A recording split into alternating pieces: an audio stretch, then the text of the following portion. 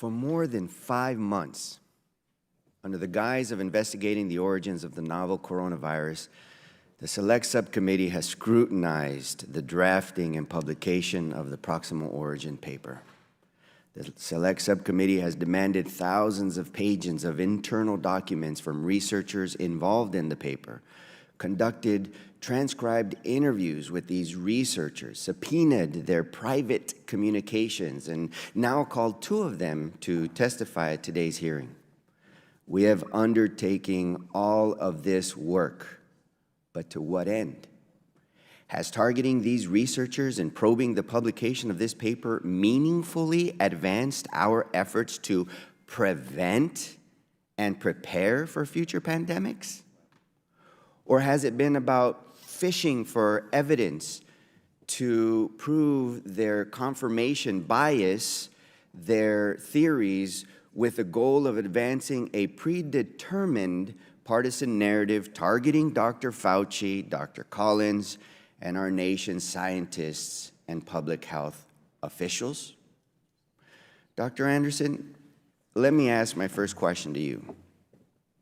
In your view, as a leading virologist who studies emerging pathogens, has the Select Subcommittee's examination of your paper done anything to prevent and prepare our nation for the emergence of future novel viruses? Not to my knowledge, no. Okay. Dr. Gary, same question to you. Has the Select Subcommittee's examination of the Proximal Origin paper done anything to prevent and prepare our nation for the emergence of future novel viruses? Not to this date. Okay. When I joined the Select Subcommittee as ranking member, I hoped that we could work together on the challenging but critically important mission of identifying forward-looking solutions to prevent and prepare for future pandemics. You know, I'm an emergency medicine physician. I want actionable items to do something that will help relieve pain, suffering, and save lives. I take that doctor's approach in my work in Congress, and I want to do meaningful work that will help save lives, prevent a future pandemic, and prepare for the future pandemic. And this included taking a serious look at whether SARS-CoV-2 emerged from a natural zoonotic transfer or from a research-related incident, so that we could propose substantive policies to prevent the emergence of the next deadly novel airborne virus. But instead of examining this question seriously and objectively, the Select Subcommittee has so far only leveraged it to target our nation's scientists and to vilify our nation's public health officials. And in doing so, the Select Subcommittee has undermined the critical mission of preventing and preparing for future pandemics. As a result of unproven conspiratorial accusations without proof, like those suggesting Dr. Fauci and Dr. Collins covered up the origins of the COVID-19 pandemic, trust in science and our nation's public health institutions has suffered. The Pew Research Center found that fewer than 3 in 10 Americans have a great deal of confidence in scientists to act in the public's interest. So while manufacturing of distrust is largely happening along party lines, it will hurt us all in our public health in the long run, whether you are Republican, Democrat, or Independent. And we are already seeing the consequences. For example, threats against scientists and public health officials have surged in the wake of these accusations, which could have long-term impacts on our ability to cultivate a strong and growing workforce to protect our public health, to work during the next pandemic. Dr. Anderson, you've been the subject of these threats. Could you please describe the threats and harassment you've experienced since the publication of the Proximal Origin paper?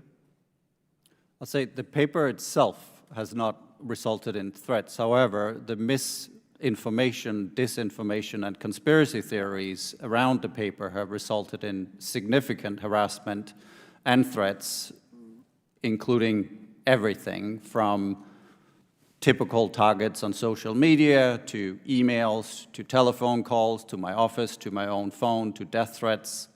Can you give all an of which have been example of happening. one of those death threats to you and yours? Of course, one example, for example, will be online where there are so-called kill lists.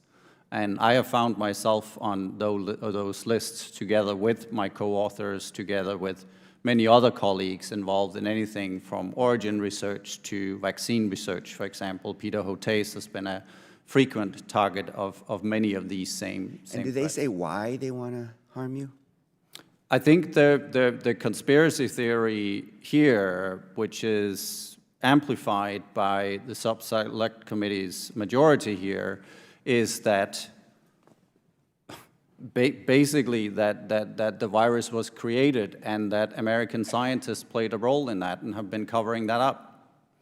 And the suggestions that there have been quid pro quos in turn of covering this up, all of which, as the record clearly shows, is false.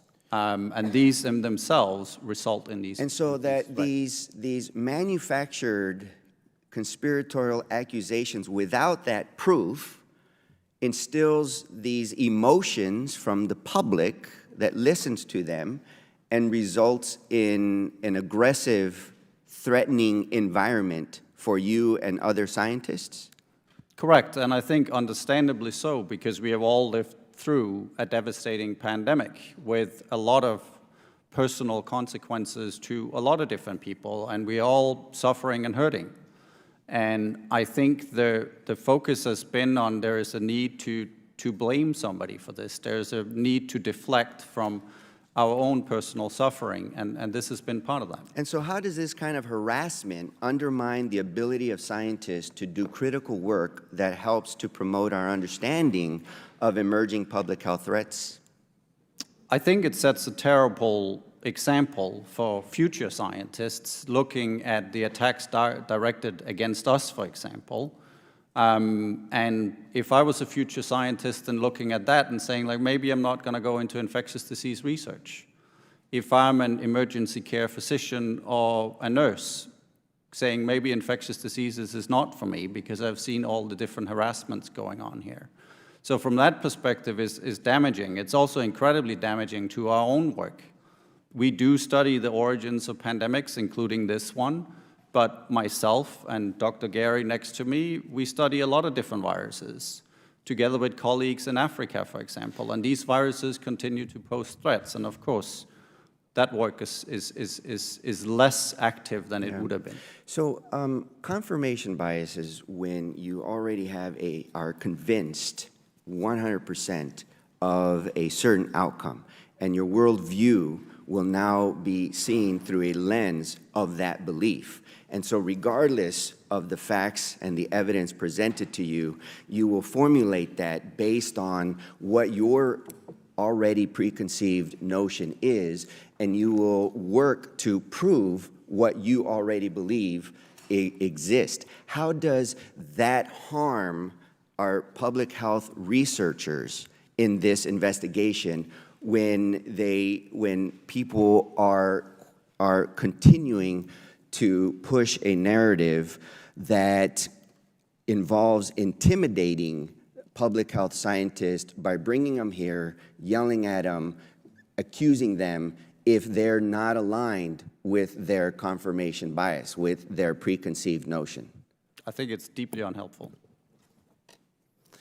As a physician and public health expert, I am deeply troubled that the Select Subcommittee has prioritized its time and resources on advancing an extreme partisan narrative over fulfilling our obligation to the American people to mitigate future public health threats. And so I urge my colleagues on the other side of the aisle to cease their misguided efforts that endanger science and public health, and I yield back.